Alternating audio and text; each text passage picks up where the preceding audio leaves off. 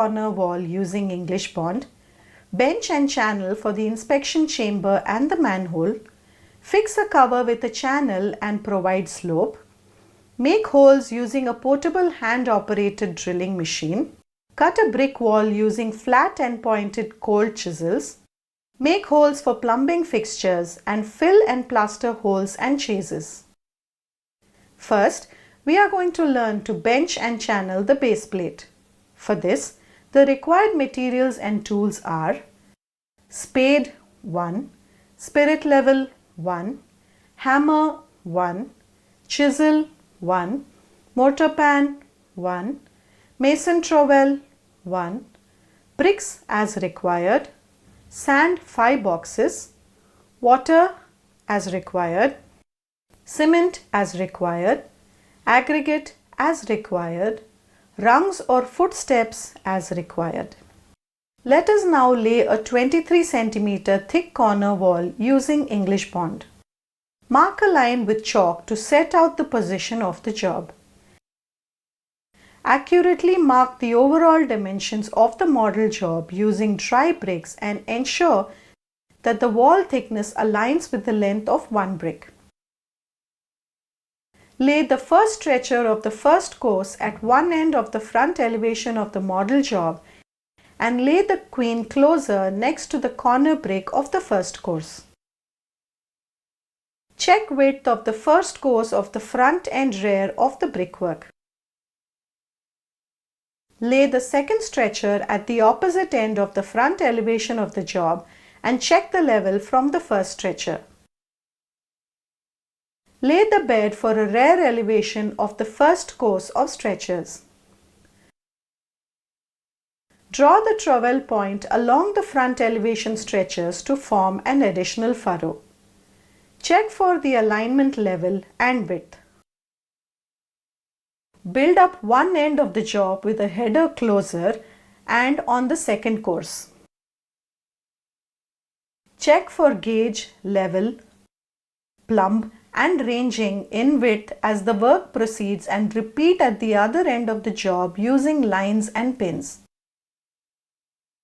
As the next stretcher course is laid, make sure that the mortar bed is furrowed clear of the gaps between the bricks already laid on the course. As the headers are laid, ensure they are level across the width of the wall. This job requires accurate setting out and squaring of the ends on the first course. Check the stepped end of the wall. The closers must be cut to the correct size. The headers and the back course of stretchers must be level across the width of the wall. The headers must be centrally positioned over the across joints or stretchers below. The cross joints should be of uniform width. Use full bricks except for the closers. After finishing, check the isometric view of the corner wall. Let us now learn to lay out and build one brick or a 23 cm wall using a Flemish bond. By the end of this exercise, you should be able to lay bricks with alternate headers and stretchers and lay the queen closer. Lay bricks with alternate headers and stretchers. Assemble the bricks in the brick area. Mix the mortar and load the mortar pan. Snap a chalk line longer than the required length. Mark a line for a 90-degree angle at one end of the straight line already marked. Lay out the corner with a stretcher. Lay one header and one stretcher alternating each course. Provide an overlap of 1/4 brick to avoid continuous vertical joints. Provide uniform bed joints and vertical joints. Lay the queen closer. Plumb and level after laying the first course and check the alignment. Lay the queen close to the queen header to avoid vertical joints. Attach the line by pushing a nail to which the line is attached under the end of the brick on the left end of the wall. Pull the line up over the top of the brick and push the line to face the bricks. Set the line 2 mm out from the edge of the brick and the top surface with the top of the brick. Fill the space between the leads using a line as guide after fixing a line. Resume building to the specified height and fill the wall to the line. Correct bonding arrangement with proper bond has to be followed. Check the work for correct height. Check the square, level, plumb and alignment for straightness. Brush the work after completion and pointing. The inspection chamber. Mix cement concrete with brick pads, cement, sand and water. Mix cement concrete with cement, sand, aggregate and water. Place the cement mortar with the aggregate to the base inside the inspection chamber. Channel and bench using forming tools.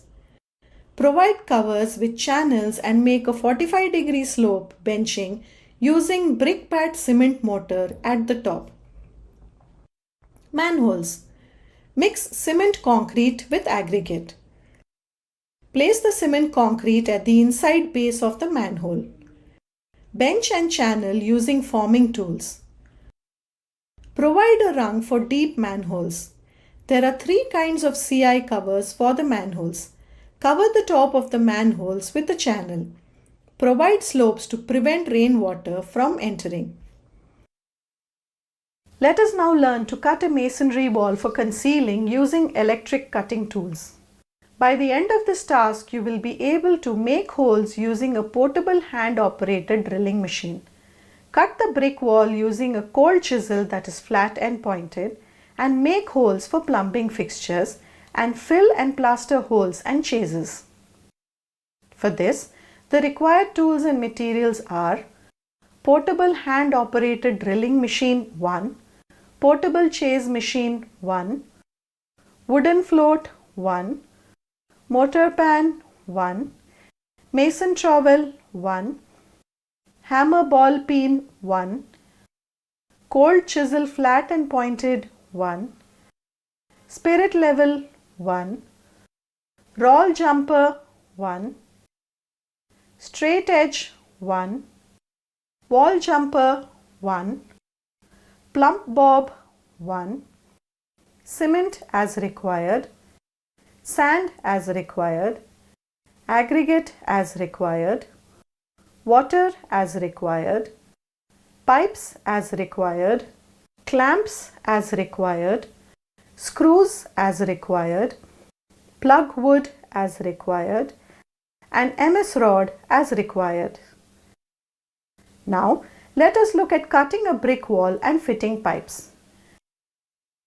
Cut the chase in the brick wall using a chasing machine. Cut the box hole in the brick wall using a flat and pointed cold chisel. Make a through hole using a wall jumper. Make holes for wall-tight plugs to fix clamps. Make a through hole using a portable hand-operated drilling machine. Fill the chases with rich cement mortar. Fill the holes with cement mortar. Plaster the portions with cement mortar. Level using a straight edge and a wooden float. Check the level using a spirit level and a plump bob. In this video, we have discussed how to lay a 23 cm thick corner wall using English bond, bench and channel for the inspection chamber and the manhole, fix a cover with a channel and providing slope, make holes using a portable hand-operated drilling machine, cut a brick wall using flat and pointed cold chisels, and make holes for plumbing fixtures. Hope you have a clear understanding of this session. Thank you all and see you again in the next video. Hello everyone and welcome to this module on the plumbing trade. In today's video, we are going to demonstrate an inspection chamber, a manhole and a gully trap. By the end of this lesson, you will be able to demonstrate an inspection chamber, demonstrate a manhole and demonstrate a gully trap. For this, the required materials and tools are measuring tape 1, spade 1, pickaxe 1, mortar pan 1, trowel 1, spirit level 1, plumb bob 1, straight edge 1, tube level 1, crowbar 1, cement as required, brick as required, brick bats as required, aggregate as required, river fine sand as required, CI frame with cover as required, lime powder as required. Let us lay out and build a half brick thick corner wall or stretcher for the inspection chamber. Assemble the material in the work area. Set the mortar pan approximately 1 meter from the wall to provide sufficient working space. Lay out the L corner on the floor using the steel square and pencil or chalk. Extend the line little longer than the actual corner measures using chalk. Lay out the first course of dry bond keeping the head joint uniform about 10 mm using the forefinger. Remove the corner brick or brick number 1.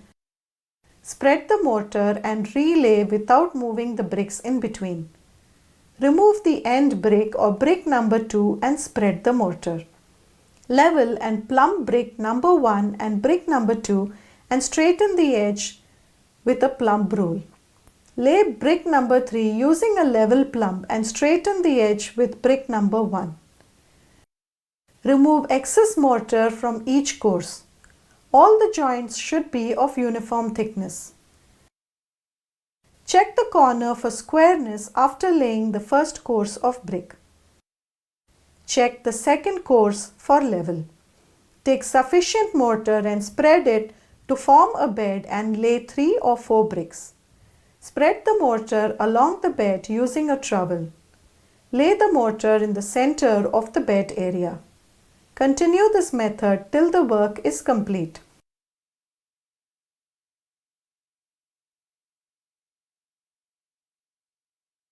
Remove the excess cement mortar from the external and internal surface of the wall. Lay the corner brick. Use the trowel to tap it in place. Reading of the drawing according to the work spot. Excavate for the inspection chamber as per the drawing dimension and level. Lay the concrete as per the drawing. Construct brickwork with 75 bricks in the cement mortar ratio of 1:4. Smoothen the internal wall. Join the pipe with the brickwork to ensure there is no leak. Block the pipe to prevent entry of any foreign material. Plaster the inside walls with a 12 mm thick cement plaster, cement to coarse sand ratio of 1:3. Provide channel and benching with cement concrete 1:2:4 aggregate 20 mm normal size. Smoothen with cement. The depth of the channel and benching should be as per the drawing. Provide centering for the top cover. Fabricate and fix the reinforcement for the cover. Fix cast iron over the frame. Fix the top cover, cure the work and remove centering. Our next task is to construct a gully chamber. By the end of this exercise, you will be able to draw, read and mark the area, excavate and lay concrete cement, install the gully trap and wall providing, plaster the wall and fix the CI light duty cover. Excavate for the gully trap as per the dimensions and levels. Lay the concrete as per the drawing. Check the quality of the gully trap. Place the gully trap in level. Connect the gully outlet to the branch drain and test the gully and branch drain. Construct a 1.15 mm thick brick masonry chamber 300 × 300 mm inside a round gully trap from the top of the bed concrete up to the ground level. Fill the gap between the chamber walls and trap with cement concrete. Plaster the upper portion of the chamber above the top level of the trap with a cement mortar ratio of 1:3. Finish the plaster area with a floating coat of neat cement. Round off the corners and bottom of the chamber so as to slope towards the grating. Fix CI grading 300 into 300 on top of the brick masonry with a cement concrete ratio of 1:2:4. Smoothen the concrete. The finished top level of the cover will be about 4 centimeters below the ground level. Check the gully and branch grain for pass through the outlet to entrap the silt from the gully trap. Periodically, the gully trap has to be cleaned. Construction of a manhole. By the end of this exercise, you will be able to read the drawing according to the work spot, excavate and lay cement concrete, construct a wall, provide benching and channeling, fix the footrest and plaster the wall and provide a CI cover. Let us now learn to construct a manhole. Excavate for the manhole as per the drawing. Read the drawing carefully to prepare the required materials. Lay the concrete as per the drawing. Prepare a cement concrete for the base in the proper chamber ratio of 1:5:10. Construct brickwork with cement mortar ratio of 1:4. Ensure that the internal wall is smooth. Ensure that the external joints are smooth. Ensure that the place joint and brickwork are leak-proof. Block the pipe to prevent entry to foreign material. Plaster the inside walls with a 12 mm thick cement plaster where cement to coarse ratio is 1:3. Provide channeling and benching with cement concrete ratio of 1:2:4 with 1 cement, 2 coarse sand and 4 stone with an aggregate of 20 mm. Use neat cement to ensure smoothness. The depth of the channel should be as per the drawing. Provide proper benching in the chamber. Embed the MS footrests in cement concrete block of 20 by 20 by 10 cm using cement concrete in the ratio of 1:3:6.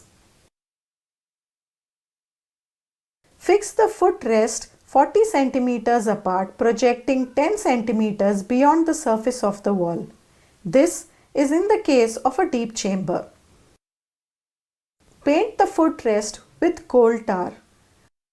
Provide centering for the top cover. Fabricate and fix the reinforcement for the cover. Fix cast iron over the frame. Concrete the top cover. Cure the work. Remove centering and remove the block. Fix the manhole cover and seal the manhole cover with grease. In this video, we have discussed how to demonstrate an inspection chamber, demonstrate a manhole and demonstrate a gully trap. Hope you have a clear understanding of this session. Thank you all and see you again in the next video. Hello everyone and welcome to this module on the plumbing trade. In today's video, we are going to construct a septic tank and a soak pit. By the end of this lesson, you will be able to construct a septic tank and construct a soak pit. For this, the required materials and tools are measuring tape 1, spade 1, pickaxe 1, mortar pan 1, trowel 1, spirit level 1, plump bob 1, straight edge 1, tube level 1, crowbar 1, cement as required, brick as required, brick bats as required, aggregate as required, river fine sand as required, CI frame with cover as required, and lime powder as required. Set out the septic tank. By the end of this exercise, you will be able to set out the septic tank, lay the cement concrete for its foundation, construct brick courses with bonding while providing the air vent. Let us now start the procedure. Mark line AB and point Q on the line AB.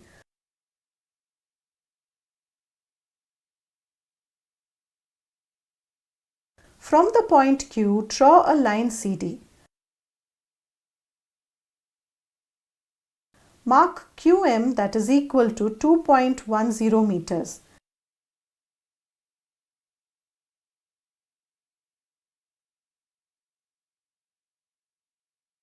Mark JK equal to 5.10 meters.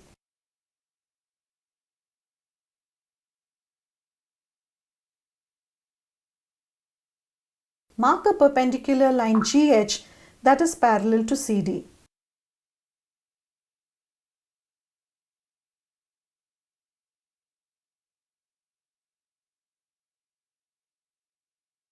Joining JKLM gives us the required septic tank.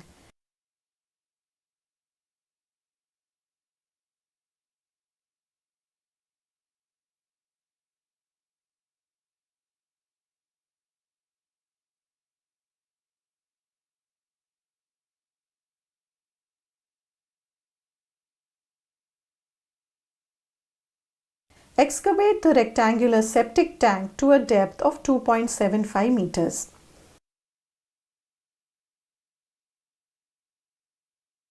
Lay the cement concrete. Place the base concrete of 1:2:4 ratio to a thickness of 25 centimeters.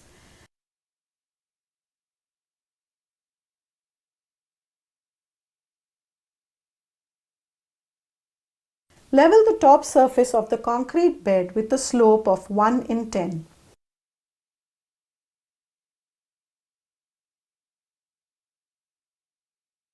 Lay the brick courses with bonding. Lay the bricks around the wall using English bond, 1 brick thick using cement mortar ratio of 1:4.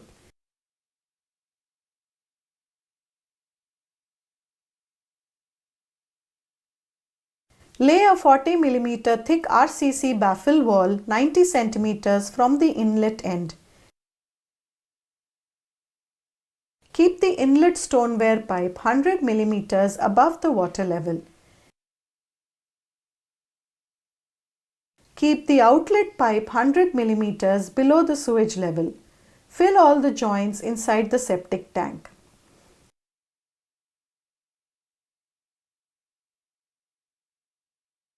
Fix an 80 mm CI vent pipe. Keep the vent pipe 200 cm above the ground level. Fix the CI cowl at the top of the vent pipe.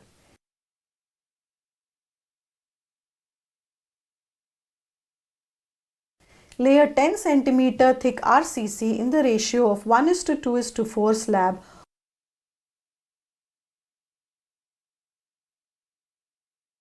or removable slab over the septic tank.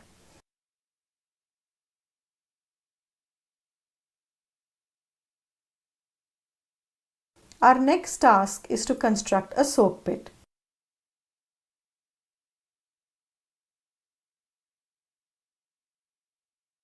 By the end of this exercise, you will be able to do a circular marking according to the size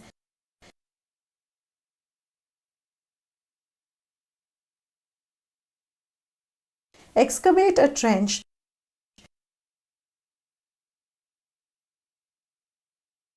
construct a brick wall with a dry joint,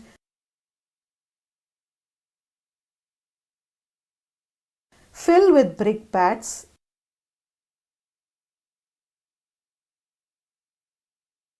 Install an inlet bend and provide an airtight cover.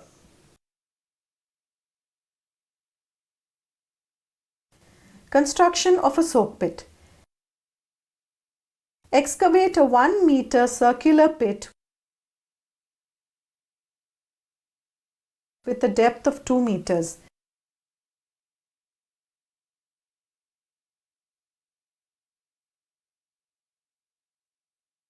Construct a wall using broken bricks or broken rock.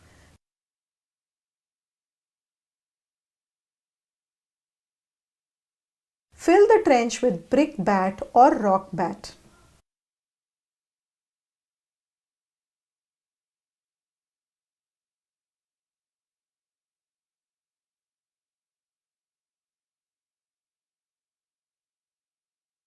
Fix an inlet using stoneware and PVC with a 10 cm gap from the bottom.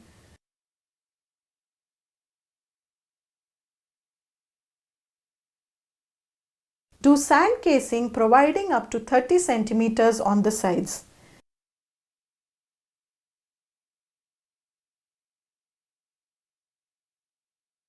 Construct a soak pit up to 45 cm in height from the ground level.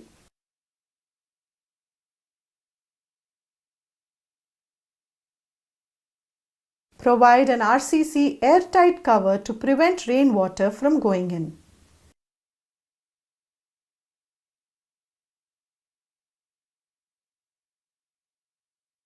In this video, we have discussed how to construct a septic tank and how to construct a soak pit. Hope you have a clear understanding of this session. Thank you all and see you again in the next video. Hello everyone and welcome to this module on the plumbing trade. In today's video, we will cover safety standards, protocols and first aid and understand the precautions that can be taken in the event of occupational hazards. At the end of this lesson, you will be able to administer first aid, perform rescue breathing and treat bleeding. Select a suitable fire extinguisher and use it to extinguish a fire and identify personal protective devices. It is important to learn basic first aid methods like rescue breathing and stopping bleeding in case of an injury. In order to administer artificial respiration, loosen the person's clothing so that it does not interfere with their breathing. Remove any foreign material from the person's mouth and hold the mouth open. Lay the person flat on level ground. Start artificial respiration without much delay. Refrain from sudden movements to prevent further injury and send word for a doctor immediately. Let us first resuscitate the person by using the Nelson's arm or lift back pressure method. Place the victim face down with arms folded and their head resting on their palms. Kneel near their hand with your hands on their back, beyond their armpits. Fingers spread downward and thumbs touching. Rock forward, keeping your arms straight, pressing the victim's back to expel air from their lungs. Synchronize backwards with your hands sliding along the victim's arms, grasping their upper arm just above the elbows. Continue to rock backwards. Rock back, gently raise the victim's arms towards you until you feel tension in their shoulders. Then, lower their arms and return hands to the initial position. Continue artificial respiration till the victim begins to breathe naturally. In some cases, it may take a long time. When the victim revives, keep them warm with a blanket, hot water bottles, or warm bricks. Stimulate circulation by stroking the insides of their arms and legs towards their heart. Keep the victim lying down and avoid exertion. Avoid the Nelson's arm lift back pressure method if there are chest or belly injuries. Do not give stimulants until they are fully conscious. Let us learn to resuscitate the victim by using the Schaefer's method. Position the victim on their belly, one arm extended forward, other arm bent at the elbow, face turned sideways and resting on their hand or forearm. Kneel astride the victim, their thighs between your knees, your fingers and thumbs positioned as shown. With arms held straight, swing forward slowly, gradually applying your body weight onto the victim's lower ribs to expel air from their lungs. Now, swing backward, immediately relieving pressure from the victim's body, allowing their lungs to fill with air. After 2 seconds, swing forward again and repeat the cycle 12 to 15 times per minute. Continue artificial respiration until the victim begins to breathe naturally. Do not use this method in case of injuries to the victim on the chest or belly. Let us resuscitate the victim by mouth-to-mouth method. Lay the victim flat on their back. Then place a roll of clothing under their shoulders to tilt their head back, chin pointing straight upward. Grasp the victim's jaw, raise it until the lower teeth are higher than the upper teeth, or place your fingers near their earlobes and pull upward. Maintain the jaw position to prevent the tongue from blocking the air passage during artificial respiration. Take a deep breath and place your mouth over the victim's mouth, making airtight contact. Pinch the victim's nose shut with the thumb and forefinger. If preferred, use a porous cloth between mouths. For an infant, cover the mouth and nose with yours. Blow into the victim's mouth until the chest rises. Remove your mouth and release your hold on the nose, allowing them to exhale. Listen for rushing air. The first 8 to 10 breaths should be rapid, then slowed to about 12 times per minute and 20 for an infant. If unable to blow air in, check the victim's head and jaw position and mouth for obstructions. Retry forcefully. If the chest still doesn't rise, turn the victim face down, strike back sharply to dislodge any obstructions. If the air enters the stomach, gently press during exhalation to expel the air. Let us resuscitate the victim by mouth-to-nose method. Use this method when the victim's mouth will not open or has a blockage that cannot be cleared. Use one hand to keep the victim's lips shut. Seal your lips around the victim's nostrils and breathe into them. Check if the victim's chest rises and falls. Repeat this exercise 10 to 15 times per minute till the victim responds. Continue this until the doctor arrives. Let us learn to resuscitate a victim who is under cardiac arrest using CPR or cardiopulmonary resuscitation. In cases of cardiac arrest where the heart has stopped beating, immediate action is crucial. Quickly check if the victim is under cardiac arrest. This can be ascertained by the absence of a pulse in the neck, blue color around the lips, and a widely dilated pupil. Lay the victim on their back on a firm surface and kneel alongside facing the chest and locate the lower part of the breastbone. Place the palm of one hand on the center of the lower breastbone, keeping fingers off ribs. Cover the palm with the other hand and lock your fingers together. Keeping your arm straight, press down on the lower part of the breastbone, then release the pressure. Repeat this step 15 times, at least once per second. Check for cardiac pulse. Move back to the victim's mouth to give 2 breaths of mouth-to-mouth resuscitation. Continue with another 15 compressions of the heart, followed by 2 breaths of mouth-to-mouth resuscitation, and check the pulse at frequent intervals. As soon as the heartbeat returns, stop the compressions immediately, but continue with mouth-to-mouth resuscitation until natural breathing is fully restored. Place the victim in the recovery position, ensuring that they are kept warm, and then get medical help quickly. Let us learn to treat a bleeding victim. Determine the location of the bleeding. Elevate the injured area above the heart if possible. Apply direct pressure to the bleeding area using a sterile cloth. Keep the pressure on for 5 seconds. Check to see if the bleeding has stopped. Continue to apply pressure for another 15 minutes. Clean the wound and bandage it with a pad. Advise the victim to seek medical attention. In this section, we will learn to use fire extinguishers. Alert people surrounding you by shouting "Fire, fire" when you notice fire. Inform the fire service or arrange to inform immediately. Open the emergency exit and ask everyone to move away. Put off the electrical power supply. Analyze and identify the type of fire.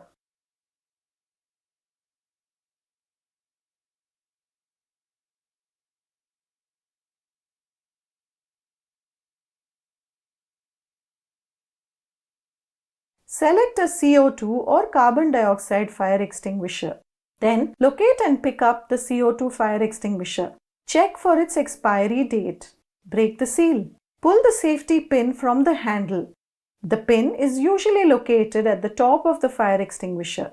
Squeeze the handle lever slowly to discharge the agent. Sweep from side to side approximately 15 centimeters over the fuel fire until the fire is put off. Remember PASS. This will help to use the fire extinguisher. P for pull the pin. A for aim at the base of the fire. S for squeeze the lever. And S for sweep from side to side. Let us identify the required personal protective equipment used for protecting the different parts of the body. Safety shoes to protect the feet. Safety clothing to protect the body. Safety helmet to protect the head. Safety gloves to protect the hands. Safety mask to protect the lungs. Safety glasses to protect the eyes. Safety earmuffs to protect hearing. Safety harness to protect against any fall, and a safety vest to improve visibility. In this lesson, we have learned to administer first aid, perform rescue breathing, and treat bleeding. Select a suitable fire extinguisher and use it to extinguish a fire and identify personal protective devices. Hope you have a clear understanding of this session. Thank you all and see you in the next video. Hello everyone and welcome to this module on the plumbing trade. In the previous session, we learned to administer first aid and use a fire extinguisher. By the end of this lesson, you will be able to identify occupational hazards and their potential sources and suggest suitable methods to avoid them, identify and segregate the waste material in the workshop, take preventive measures to avoid electrical accidents, understand and practice precautions to be followed while working in the trade, and record the safety points while using trade tools and equipment. Let us now take a look at the various occupational hazards and their sources. Deafness can be caused by noise or explosives. Injury can be caused by explosives, non-controlled devices, no earthing, or poor housekeeping. Sickness can happen due to virus or smoking. Moving forward, let us identify and understand safety signs that fall into one of the four categories: prohibition, warning, mandatory, and emergency. Prohibition signs are red in color and used to prevent certain activities in certain situations. Here are some examples: no smoking, avoid inflammable objects, do not extinguish with water, do not enter. Warning signs are yellow in color and indicate a potential hazard. For example, danger or toxic, high voltage, general warning, and flammable material. Mandatory signs are blue in color and indicate what one must do in order to remain safe. For example, wear safety gloves, wear safety goggles, wear a safety helmet, and wear earmuffs.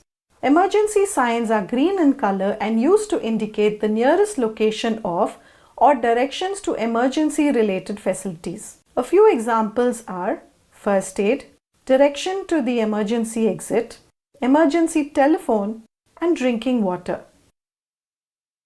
Now, we will learn to identify and segregate waste material from the workshop. Segregate the cotton waste material and store it in a separate bin. Collect the chips using a hand shovel and a brush.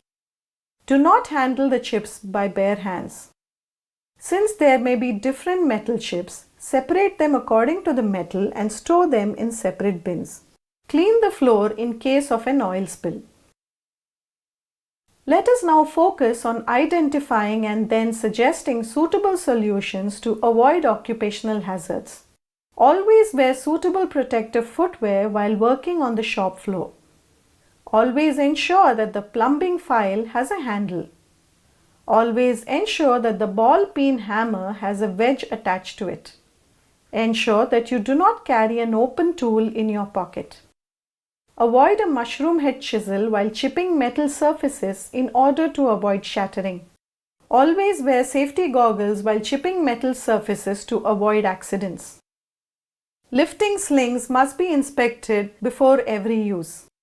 When moving a load, ensure to plan the route, clear pathways, and maintain clear communication. Clear the area and maintain a clear line of sight while lifting a load.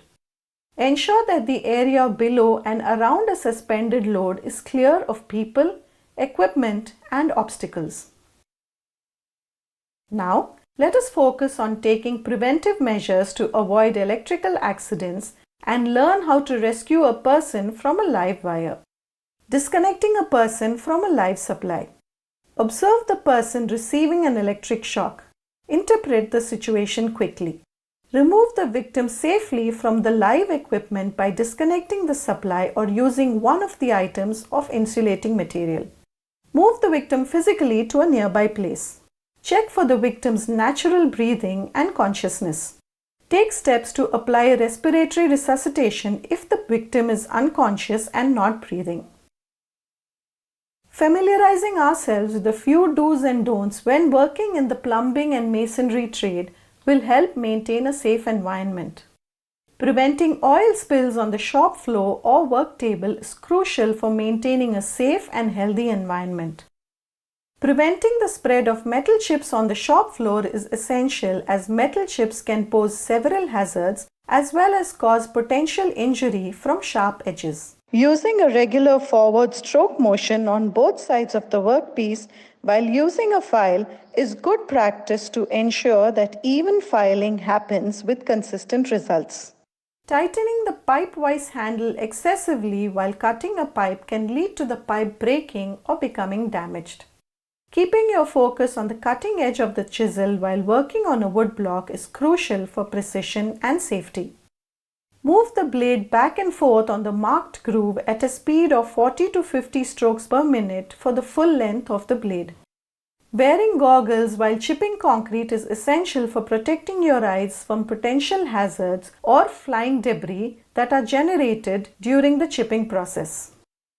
Using a hammer to strike the vise handle in order to grip the workpiece is a common technique, particularly when extra force is needed to secure the workpiece firmly. Grinding a flat chisel on the side of a grinding wheel, also known as side grinding, is a common technique used to sharpen the cutting edge of the chisel.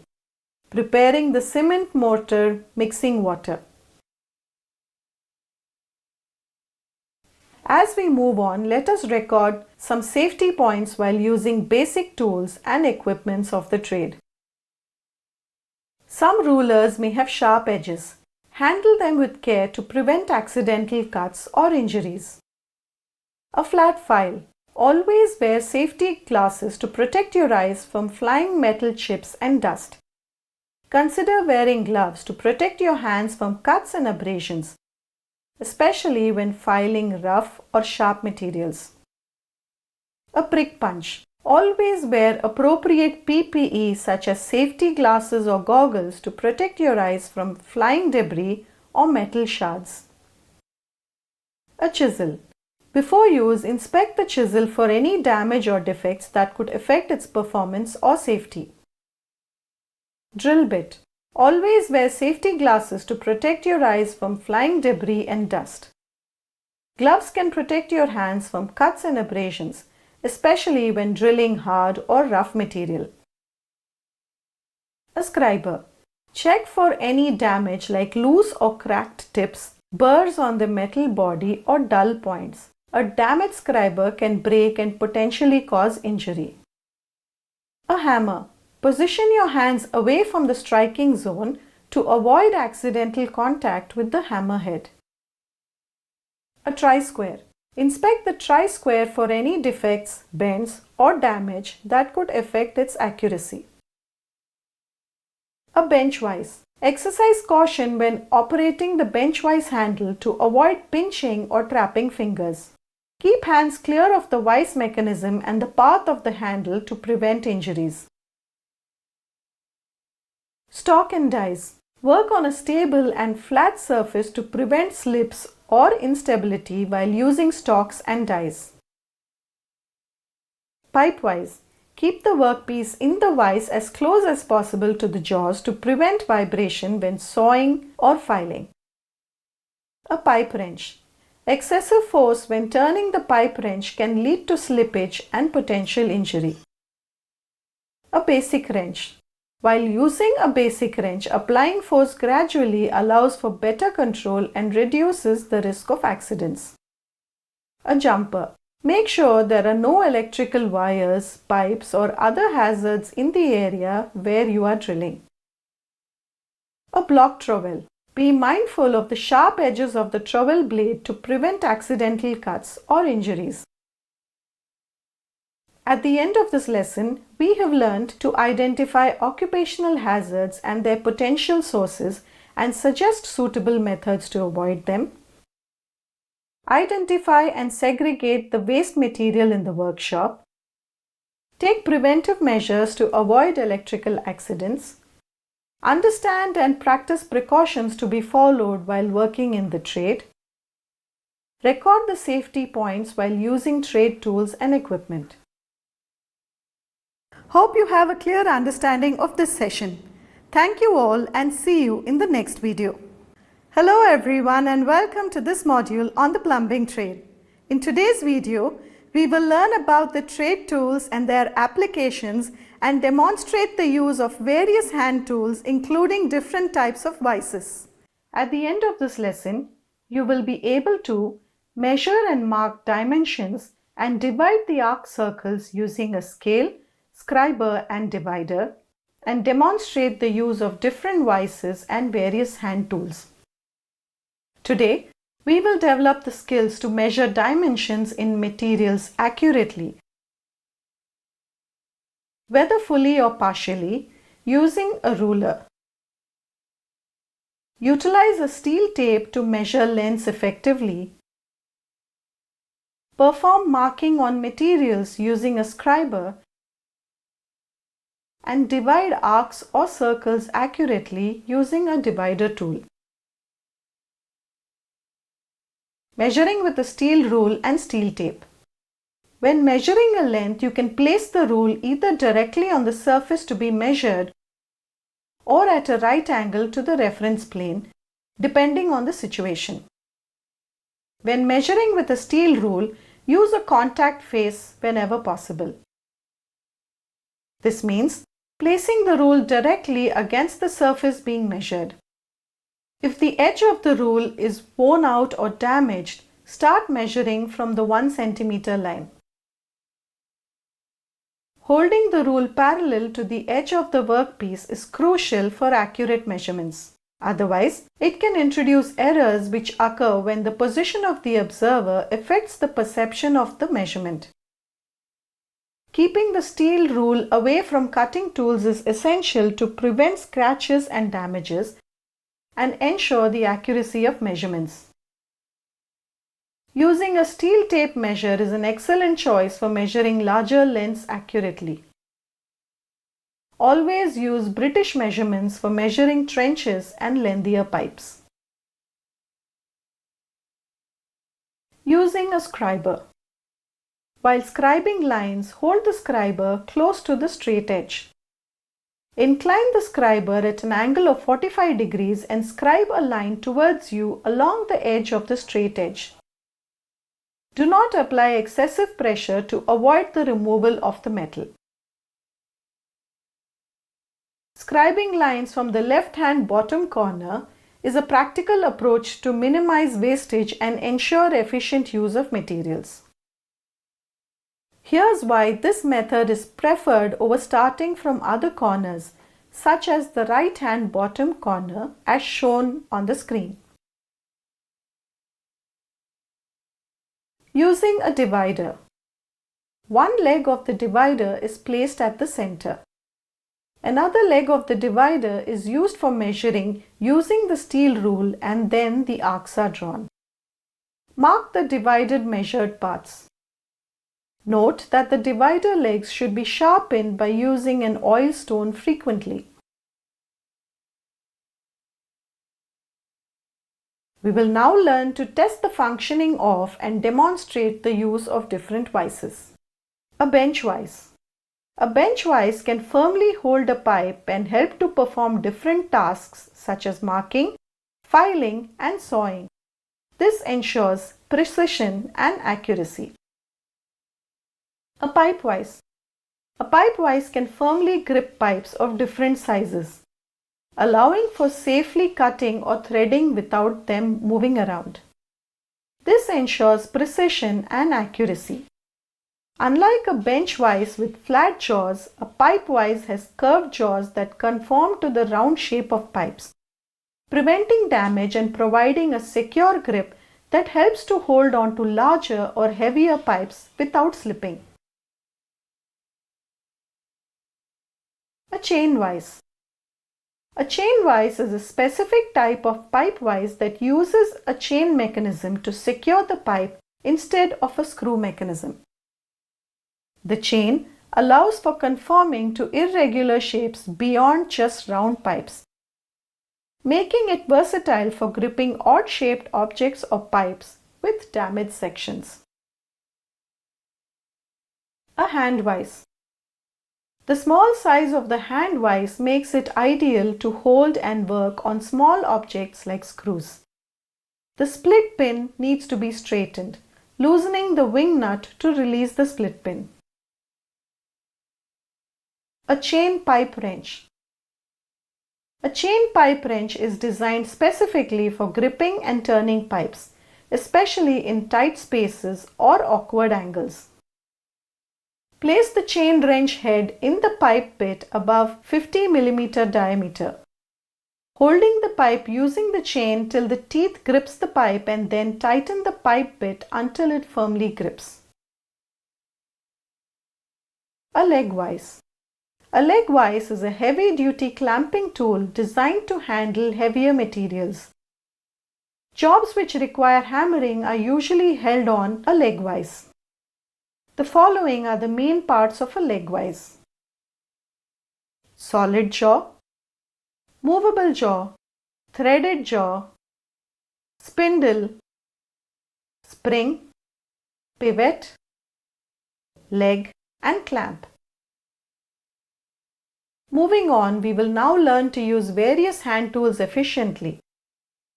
Use a hacksaw to cut, perform chipping using a chisel, use a die stalk and die to perform external thread cutting, and taps for internal thread cutting.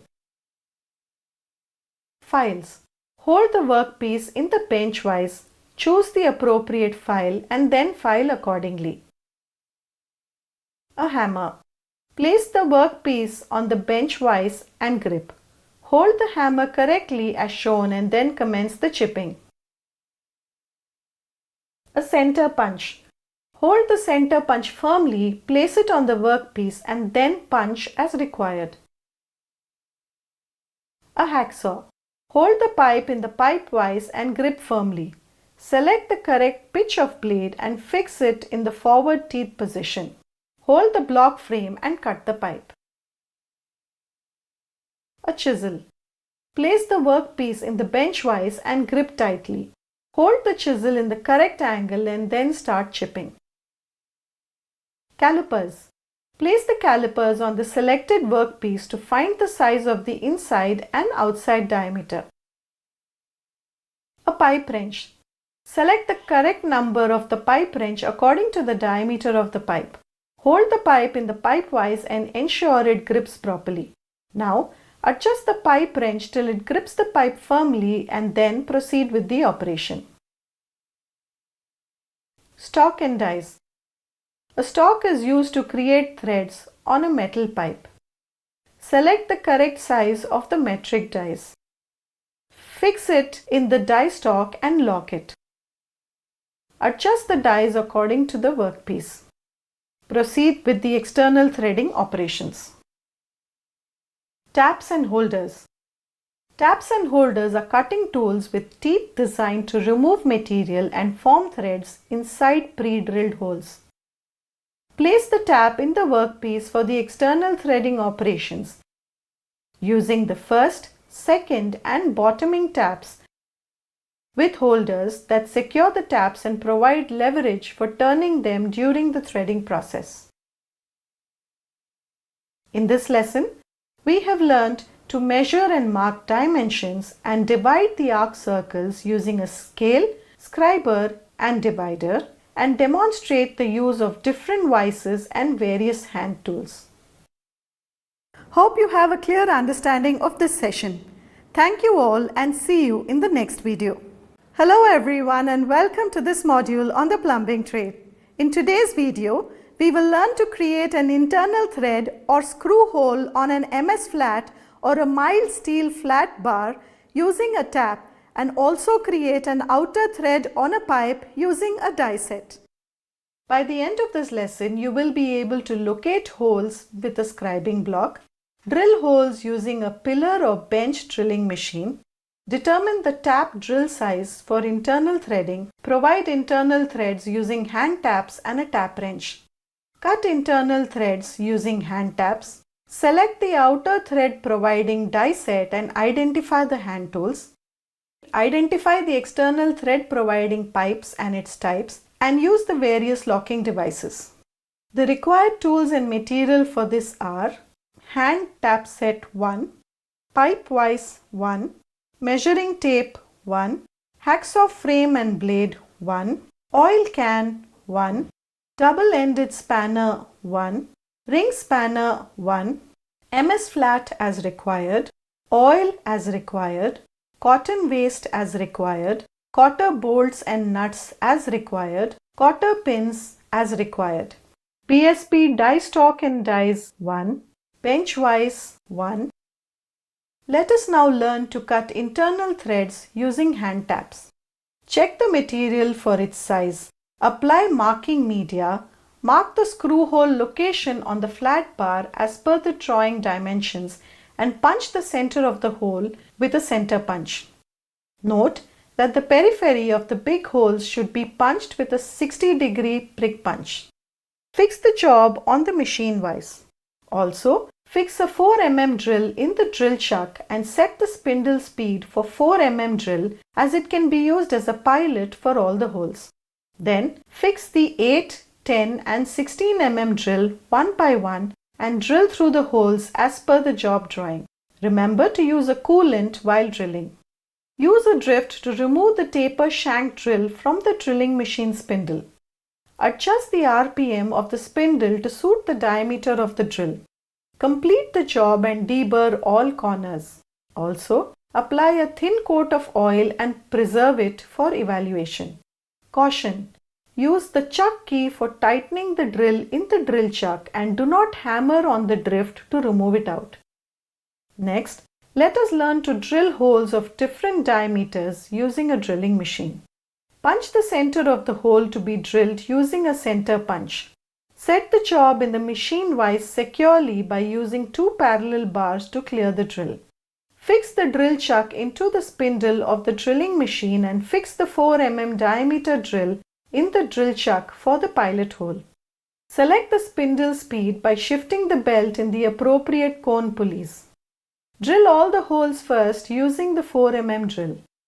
This will serve as a pilot hole for the 8 mm, 10 mm and 16 mm diameter drills. Follow this by drilling the 8 mm and then the 10 mm hole. Once done, remove the drill and the drill chuck. Ensure that the drill does not penetrate into the vise. Then, fix the drill securely into the drill chuck. Since the large diameter drills are thicker, the dead centers of those drills may not sit in the center punch marks.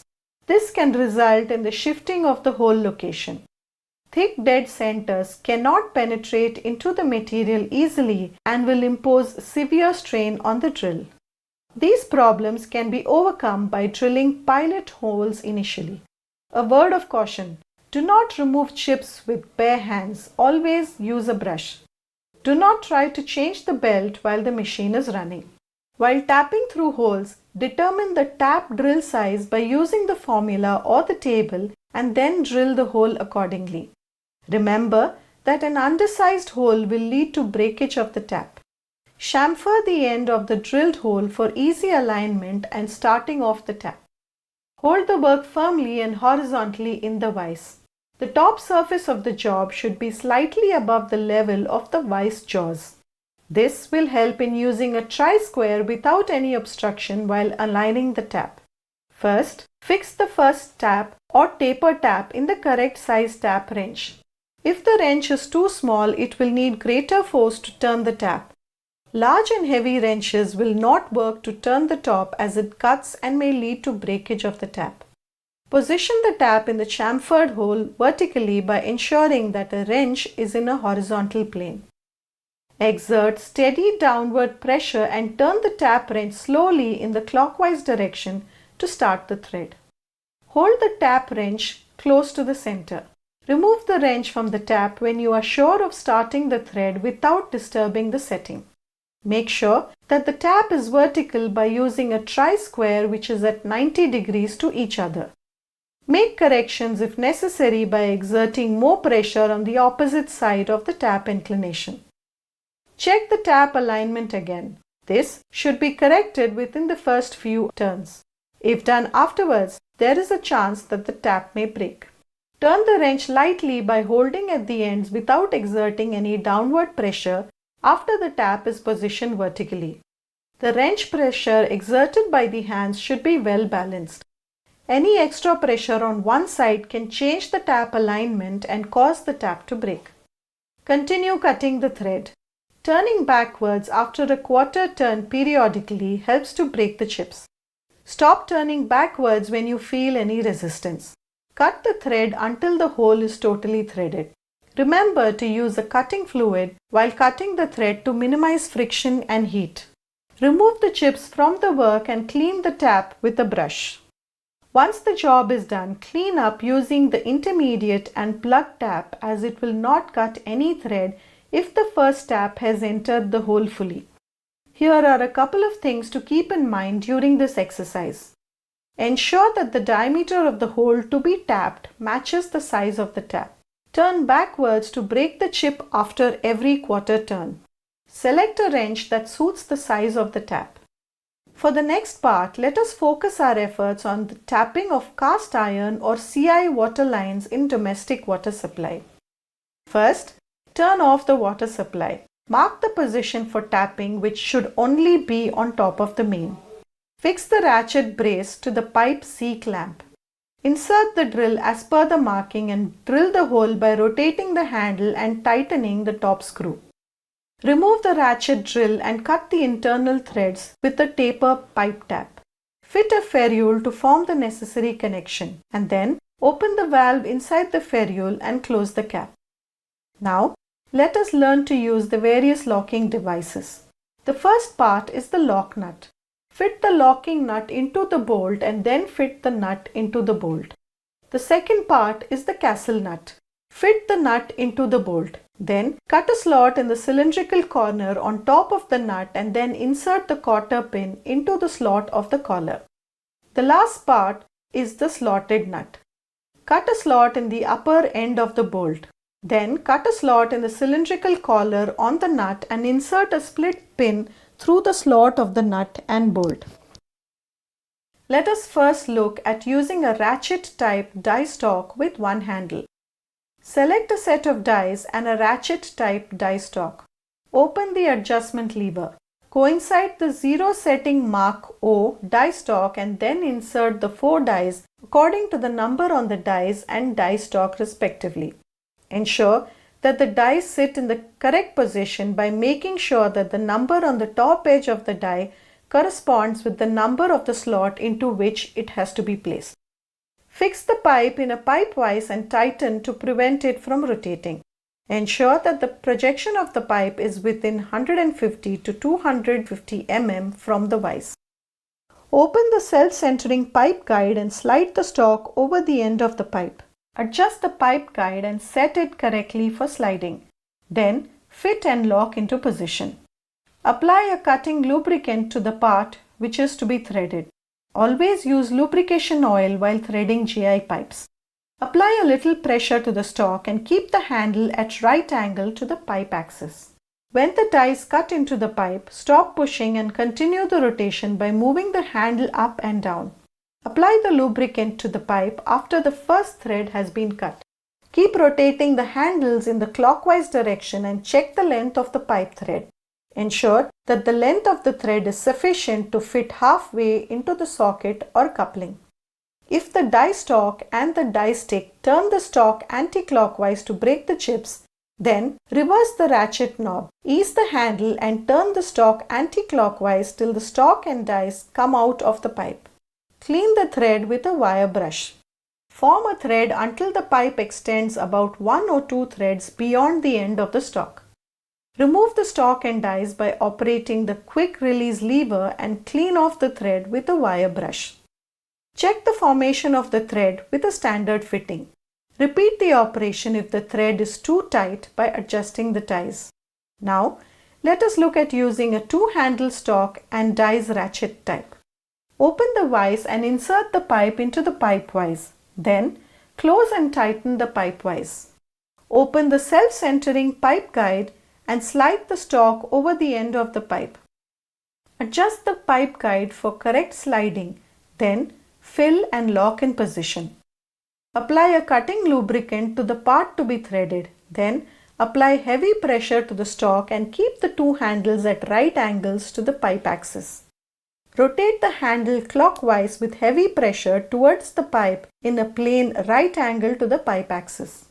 Apply a lubricant to the pipe and keep rotating the handle clockwise. Check the lengths of the pipe thread and the thread with a socket. Remove the stalk and die and clean off the thread with a wire brush and cloth. In this lesson, we have discussed how to locate holes with a scribing block, drill holes using a pillar or bench drilling machine, determine the tap drill size for internal threading, provide internal threads using hand taps and a tap wrench. Cut internal threads using hand taps. Select the outer thread providing die set and identify the hand tools. Identify the external thread providing pipes and its types and use the various locking devices. Hope you have a clear understanding of this session. Thank you all and see you in the next video.